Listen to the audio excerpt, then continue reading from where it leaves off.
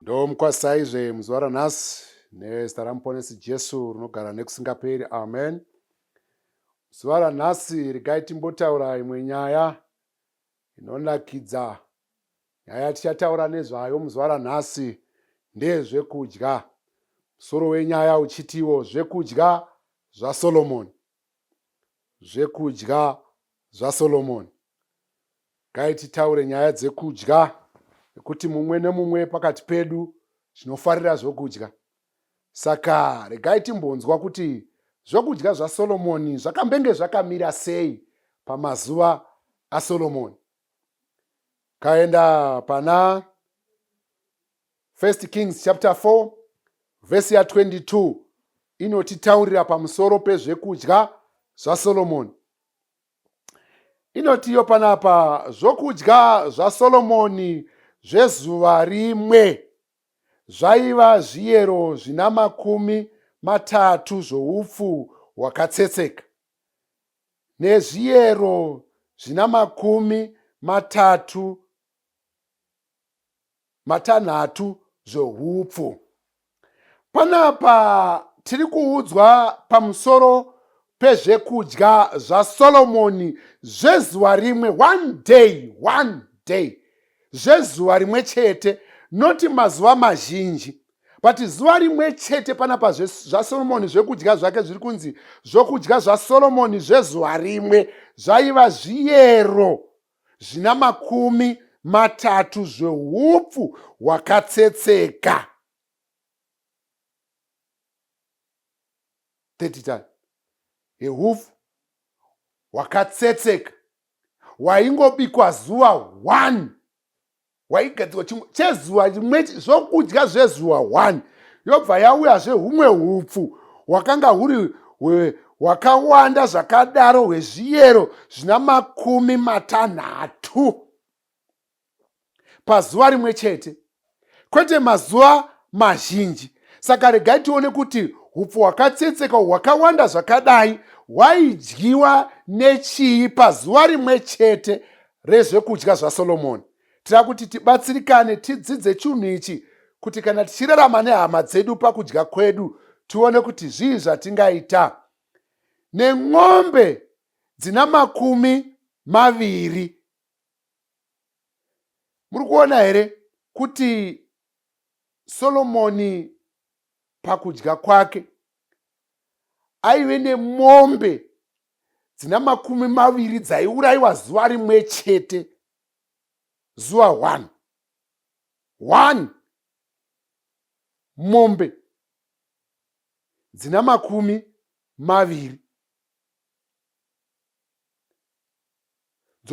dzokumafuro, namakwai ane 100 makwai, aiti mombe 20 pavapati makwai 100. Ndezvekudya zvaSolomoni zvezuva 1. Regai tinzwe kuti zvii zvimwe zvaiwanikwa kwaurayiwa makwai 100, makwai ane 100, nenondo, nemhara, nemhembwe, neshiri dzakakodzwa. Paibva pati nondo, mhara, nemhembwe neshiri dzakakodzwa pamusoro pemakwai 100 nemwombe 20. Pobva pauya nondo, pobva pauya mhara, pobva pauya mhembwe, pouya shiri dzakakodzwa dzaiurayiwa pazuva rimwe chete. Zuva rimwe chete rekudya kwani? KwaSolomoni. Regai tidzidze, tibatsirwe nekudzidza kwatichaita. Ngenyi ndiri kutaura nyaya yezvekudya zvaSolomoni? Regai tibatsirikane. Regai tiende pavhesi ya 27.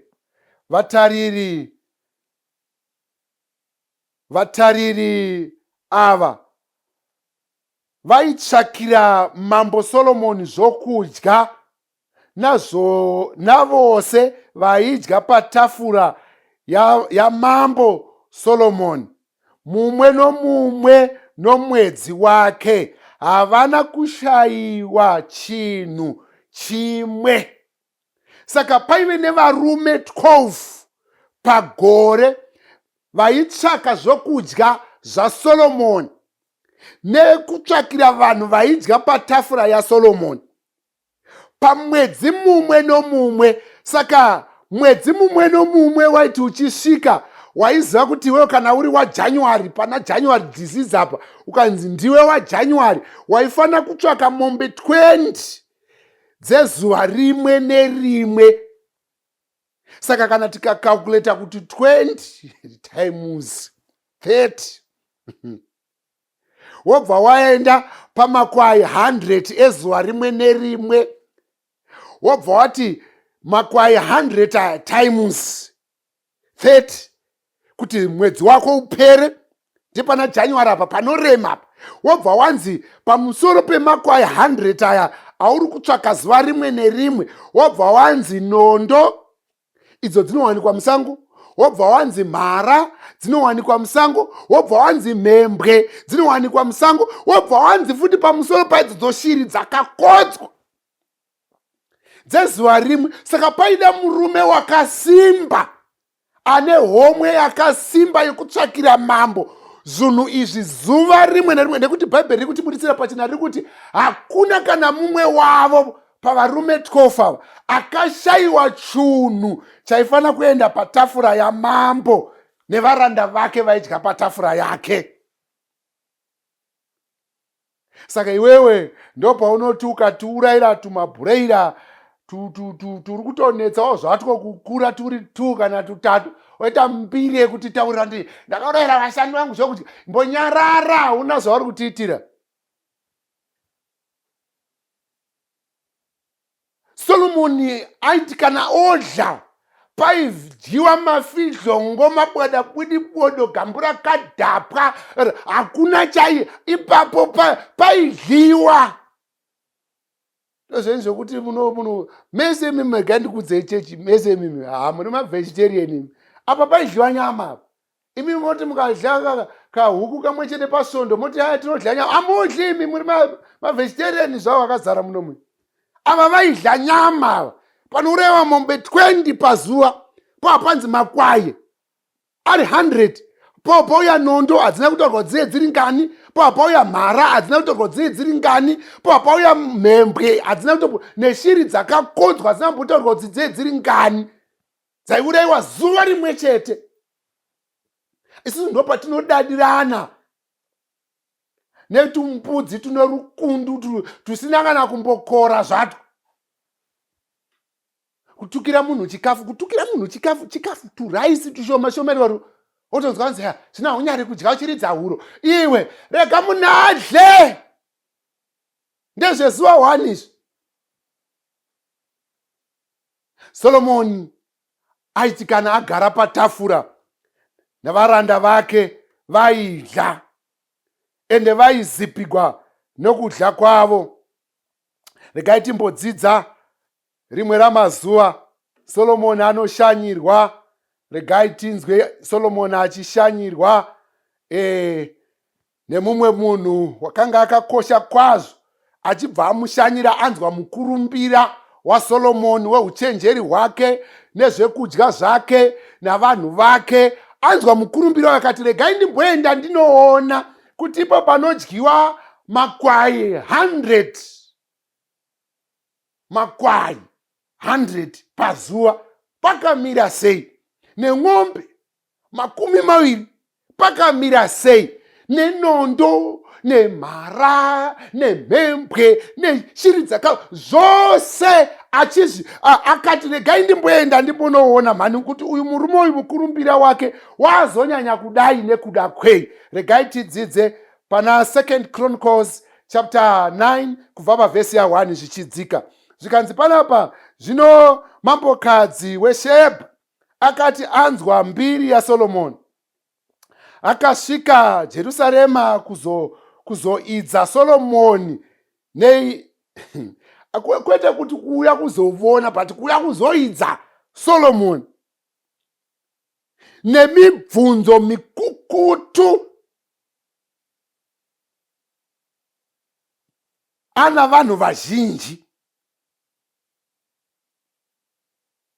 Saka pakuuya kwake haana kuuya ari ega, akatouya aine vanhu vazhinji. Aitori namakamera aitakura zvinonhuhwira, kutakura makamera mazhinji ekutakura zvinonhuhwira zvekuenda nazvo kundoidza Solomoni. Nekuda kwokuti akanzwa mukurumbira waSolomoni. Saka mukati memukurumbira uyu, regai tinzwe kuti zvinonhuhwira izvi nevanhu vake vaakauya navo nezvimwe zvizhinji, regai tinzwe akatakura zvinonhuhwira nendarama zhinji zhinji nezvibwe zvinokosha. Zvino akati asvika kuna Solomoni, akataurirana naye pamusoro pezvose zviri mumwoyo make. Akataura zvose zvakanga zviri mumwoyo make. Haana kana chimwe chete chaakasiya. Akataura zvose paakasvika pana Solomoni. Vhesi ya2. Solomoni akapindura mibvunzo yake yose. Hakuna chinhu chakanga chakavanzirwa Solomoni chaakanga asingagoni kuudzwa. Panapa Solomoni akapindura mhinduro dzemukadzi uyu dzose. Hapana kana chimwe chete chaakasiya. But regai tinzwe kuti mukadzi uyu chii chakaitika kwaari, achiramba achiona nekupindurwa mibvunzo kwose kwaakaita zvii zvakaitika. Zvikanzi panapa zvino mambokadzi weShebha akati aona kungwara kwaSolomoni neimba yaakavaka, nozvokudya, inzwai panapa, nozvokudya zviri patafura yake, nokugara kwavaranda vake, magariro avaranda vake, magariro avaranda vani vake, nokushumira kwavatariri vake, nenguo dzavo, navadiri vake, nenguo dzavo, nechikwiriso chake chaaikwira nacho kuimba yaJehovha. Akapera mweya. Tarirai muone panapa, ari kunzi akapera mweya. Akapera mweya panapa ndikwini. Saka kwini vakafenda. Vaona zvekudya zvaSolomoni, vavona zvaipfekwa navashandi, vavona zvose zvakanga zviri pamberi paSolomoni, vanzwa mhinduro dzose dzaaipindura, vakafenda. Wakambobika here wewe kumba kwenyu zvekuti munhu akashanya atarira zvokudya anofenda? Kwete kuti nenzara, asi akafenda, avona chete chete kuvona zvokudya zvaSolomoni. Asi sunhasi ndo patinodadirana, tangoisa tunhu twemhanga-mhanga patafura, taakutoita mbiri isina namaturo. Wakauya nezvekudya wakati uyu ivhini zvekupfeka zvavashandi. Vashandi vacho munoona kamupfekere kandakaita ndokaitwa nevashandi vaenda unofudza mombe zvavo vakapfeka sutu kudai, vachienda unofudza mombe, because haungashamiswi nemushandi ari kuenda kunofudza mombe akapfeka hovhorosi. Zvichamisi, because hovhorosi ndeye kumombe. Saka vari kunzi vashandi vake paainovaona kai mapfekero avakanga vakaita, mapfekero avashandi vake akamushamisa kusvikira aona zvekudya nezvose zvaaiendesa kutemberi, akafenda kupera mweya. Una hama here yakambopera mweya, yaona zvokudya, yaona zvokudya patafura. Apa ndo panonzi nemakorekore vegorekore, apa miwe nochohwa apa. vaona zvokudya zvamambo. But Solomoni mukati mokurarama kwake, Solomoni, regai ndimbokutaurirai mhani pamusoro paSolomoni. Hamumuzivi mhani imi Solomoni. Solomoni ndiye uya wekuti apinda pachigaro anokumbira njere. Apiwa njere, chekutanga chakatanga kuitika ndechekuti kwakauya vakadzi vaviri. Vakadzi vaviri ava vakati vazvara vana vavo vavazvara vakati varara. Imi chinotyisa pavakadzi ava mani ndechekuti vese vaive neunhubu hwakafanana, nekuti dzaive pfambi dzose. Ende muupfambi hwavo vose vakangofanana, kuti paupfambi hwavo vakanga vasingadziviriri pati vaingozvara. Vazvara kudaro ndoumwe ndokuvata zvokutsikirira mwana. Unoziva kuti ukaona mukadzi anovata zvokutsikirira mwana, kuvata zvokutsikirira mwana, aye mukadzi unohlisa ye. Akavata zvokuti akatsikirira mwana ndokufa. Aona kudaro ndokumuka, ndobva aona kuti mwana wake afa. Ndokusebera pashamwari yake yakanga yakavatawo zvekuvata kusvika pakubirwa mwana. Ava vaive vavati ava. Ava ndo vaifanira kunzi vavati ava, kwete Jona akanzi muvati. Ava ndo vaifanira kunzi vavati ava. Solomoni akagadzirisa nyaya iyoyo nenzira yakanaka. Vatanga kuitirana nharo, akangoti unzai banga ndicheke nepakati. Muridzi womwana akati, ishe wangu mutenderei henyu. Kutonga kwaSolomoni kukatotanga. Akatanga kutonga neuchenjeri. Mbomirai mhani ndikuudzei pamusoro paSolomoni. Solomoni ndiye uya waive nevakadzi 700. Solomoni vakadzi 700. Obva ati pavakadzi 700 wakanga aine zvifeve 300. Asi anambotiza musha. Iwono kuti ukangoita kachifeve kamwe chete zvako kasina kana nemusoro wese. Kachifeve kamwe chete. Kamwe chete zvako, kamwe chete. Unotiza musha. Unotishamisa, unotisemesa iwe. Tamunhu kwaye. Tendeuka. Tikutaura pamusoro paSolomoni nezvekudya zvake zvakashamisa queen. Ende queen wacho vakatozopedzisira futi ati wamudzimai wake. Saka pamwe ndiye akanga atori pa 300 apa.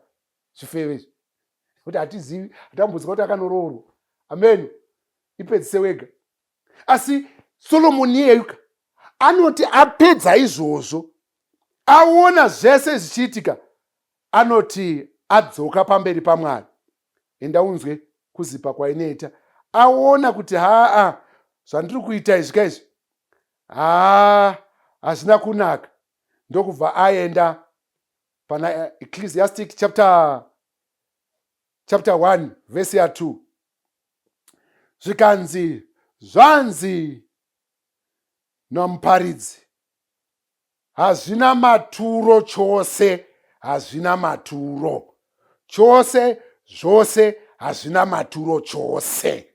Solomoni ari kuti, hama wadikani, kunyangwe patafura pangu paiurayiwa makwai 100 neng'ombe 20 nenondo nemharapara nezvose nemhembwe neshiri dzakakodzwa, kunyangwe ndakanga ndine vakadzi 1000, zvose hazvina maturo chose, hazvina maturo.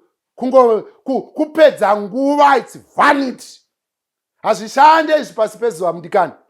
Rekandikuudze, usavhairira umwe munhu nekuda kwokuti unazvo, nekuti zvose hazvina maturo. Kune vakaita mukurumbira, vakaita mbiri, vakazikanwa, vakaita mazita makuru. Asi regai ndikuudzei mudikani, zvose hazvina maturo kana usina Mwari. Abrahamu akanga akapfuma kwazvo, Bhaibheri rinodaro, kusvikira Mwari ati, iyi ishamwari yangu. David wakanga akapfuma kwazvo, kusvikira Mwari ati, uyu mudikani wemwoyo wangu. Nekuda kwei? Nekuti ava vanhu vaiteerera Mwari. Hapana pazvinombonzi hazvina maturo. Chaita kuti Solomoni ati zvose hazvina maturo, unhubu hwaakaita. Ukaverenga Bhaibheri rinototi Solomoni wakatadziswa navakadzi vatorwa vaakatora. Ukaverenga Bhaibheri rinokubuditsira pachena pamusoro pemurume wakanga akapfuma kwazvo. Murume uyu wakanga akapfuma neupfumi hwake hwese ihwohwo, Mwari anobheja ari kumusoro kudenga kuti panyika hapana munhu wakaita saiyeye. Anotobvunza Satani kuti nhai wamboonawo muranda wangu here Job? Muranda wangu akakwana, akarurama, anotya Mwari nekunzvenga zvakaipa. Izvi zvinhu 4 izvi ndo zvinonzi munhu. Iwewe wokuti kana Mwari anotosvoda kuti ataure nezvezita rako, asi ndo paunodada nekuvhaira. But Solomon ari kuti zvose hazvina maturo. Panapa taburitsirwa zvokudya zvaSolomoni zvezuva rimwe chete. Kana muchida henyu mazogara matandara, imbokalkuletai mumboona henyu kuti zuva rimwe chete Solomoni aidya zvakadii, asi ari kuti zvose hazvina maturo kana usina Mwari. Mudikani, kana usina Jesu zvose hazvina maturo, asi zvinova namaturo kana uina Jesu, uchiita basa rake wakaperera nemwoyo wose. Ndosaka Bhaibheri richiti tsvaka Mwari nemwoyo wako wose, nekufunga kwako kwose, nekurarama kwako kwose. Kana waita saizvozvo zvose zvaana maturo, asi kana usina Mwari hazvina maturo chose. Ungaita zvakudya zvakawanda asi haungasviki pana Solomoni. Ungaite vashandi vakawanda vekuti kunyange nakwina achivaona akafenda. Iwa usati wamboita kana hama imwe chete inokushanyira zvokuti ikakutarira ikaona zvauinazvo inofenda, ingatofa nenzara uinayo nekunyima kwaunoita iwewe. Ndakamboita mbuya wangu vainyima vokuti vaiti vakaona munhu achipinda vaitora kana hari iri kukwata iri pamoto vagoifukidza nezambia, vakagara kudaro vagoro vachidya vachingotsva nehari iyoyo, nekuda kwokuti havasi kuda kupa munhu zvinhu zviri kukwata munhu kutsva nekuda kwokunyima chete. Nonyima munhu nechaasingadyi, saka chawatsvira hazvina maturo. Solomoni akazviona zvose zvisina maturo zvinoitwa pasi pezuva. Mudikani, ungaita hako zvose asi zvose hazvina maturo. Zvainga zvakadii utsvake Mwari, urarame naMwari asinganyadzisi. Mwari anoti kana uchinge wapfuma, anosededza hama kuti dziuye kuzokuona dzigodya pamwe chete newe. Ndosaka uchiona Proverbs chapter 17 verse ya 17. Shamwari dzinodiwa nguva dzose, asi hama inoberekerwa nguva yamatambudziko. Regera hama dziuye dzidye pamwe chete newe. Solomoni waidya navazhinji kusvikira kwini afenda mambokadzi. Vafenda vavona zvekudya zvaSolomoni zvezuva rimwe chete. Mudikani, chandiri kungoda kuti ndikuudze ndechekuti ngativei nerudo nehama dzedu vatinorarama navo. Ngatifarirei kunyange nevashandi vatinoshanda navo, ngavapfeke zvinhu zvinorakidza kuti panapa takagara zvakanaka. Ende pakudya kwake Solomoni aisangodya ari ega, ari kunzi aidya navaranda. Iwe unombodyawo here nevaranda vako iwewe? Kana kuti ukatongoona muranda wako uchidya unotosemeswa. Imbofarirawo varanda vako ungodyawo pamwe chete navo, vagofarawo pamwe chete newe, kuti kana tichinge takushanyira tinogonawo kungofenda nekuti taona uchifara pamwe chete navaranda vako. Hama wadikani, kune vanhu vanotora varanda vavo sedzinonzi mhuka dzemusango. Munhu waani akandidzidzisa vanhu vaviri ndakuverenga pamwe chete naSolomoni, asi mumwe mutana uyu ndiye akandidzidzisa, akati achidana mwanakomana wake Loti. Tana Abrahama anoti, Loti, nharo ngadzirege kuva pakati pangu newe napakati pavaranda vako navaranda vangu, nekuda kwokuti tiri hama. Saka muranda ihama.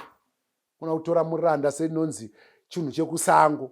Muranda ihama, ngaadyewo pamwe chete newe patafura. Ende ukaona uchivenga vanhu patafura yako, zauna una zvekudya. Dai zviripo zvekudya patafura, uvenge vanhu iwewe. Chokuita kuti uvenge vanhu patafura ndeyekuti zvekudya zvacho hazvipo. Dai waibvunza Bhaibheri raikuudza kuti Solomoni waidya navaranda vake. nekuti zvekudya zvacho zvaivapo. Ndaitsvaka varume vaigona kutsvaka zvokudya kubva January kusvika December.